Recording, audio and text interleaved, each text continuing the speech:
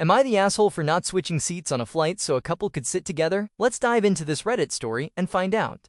So, picture this. I'm settling into my flight, feeling pretty good about myself because I paid extra for an aisle seat.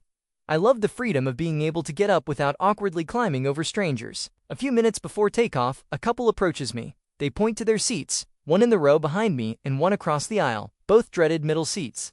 They asked if I would be willing to switch with one of them so they can sit together. I politely said no. I explained that I specifically paid more for this aisle seat for my own comfort and convenience. Well, you would have thought I just announced the flight was canceled. They started huffing and puffing, giving me dirty looks and muttering just loud enough for me to hear about how inconsiderate some people are. The flight attendant even came over, but when I explained I'd paid for my seat, she just shrugged and told the couple they needed to take their assigned seats. For the rest of the 6-hour flight, I got the silent treatment and a few more glares. It made me feel super uncomfortable, and I started to wonder, was I really the bad guy here? Did I ruin their romantic getaway over a seat?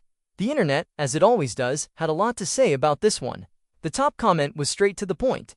NTA, you paid for that seat. It's a simple transaction, right? You paid for a product or service. You get that product or service. If they wanted to sit together, they had the same opportunity as everyone else to book their seats in advance. Another popular comment pointed out, they could have booked together. Their lack of planning doesn't create an emergency for you. That really hit home for me. It's not my fault they didn't coordinate their travel plans. Then there was this gem. Your comfort matters too. And isn't that the truth?